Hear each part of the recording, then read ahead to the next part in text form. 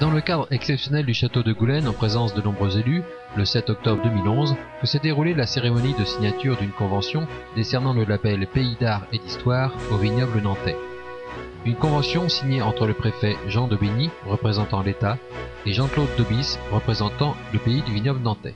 C'est un label qui est un élément d'excellence pour un territoire, puisque ça certifie que le territoire a une histoire, un patrimoine intéressant, un cadre de vie, un environnement, un paysage et des gens également qui l'habitent.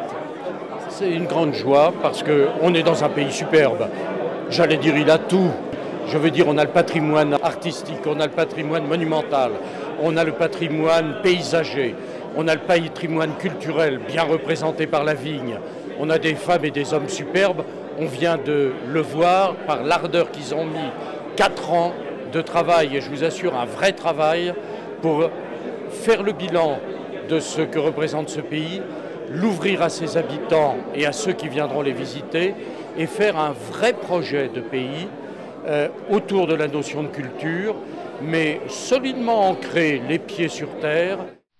Avec cette signature, le pays du vignoble nantais s'engage pour 10 ans aux côtés de l'État et du ministère de la Culture pour mettre en œuvre un programme d'action en faveur de l'architecture et du patrimoine du territoire. C'est un gros engagement, il va falloir mettre en valeur nos sites patrimoniaux, nos sites touristiques, avoir des guides conférenciers pour organiser les conférences, les rencontres avec les touristes, avec des guides conférenciers professionnels bien entendu. Il va falloir que ce soit le haut niveau pour que les touristes soient bien accueillis. Aujourd'hui en France, 153 villes et pays d'art et d'histoire peuvent se prévaloir de ce label national, dont 11 dans la région. Ce qui veut dire que les habitants partagent maintenant les richesses qu'ils ont, et cela veut dire que nos visiteurs ont la garantie de trouver des choses extraordinaires et d'y accéder. C'est-à-dire au fond, c'est une belle leçon d'humanité qu'on se donne. Et notre République, elle a cette vocation de faire partager entre les uns et les autres ce qu'il y a de meilleur dans notre pays.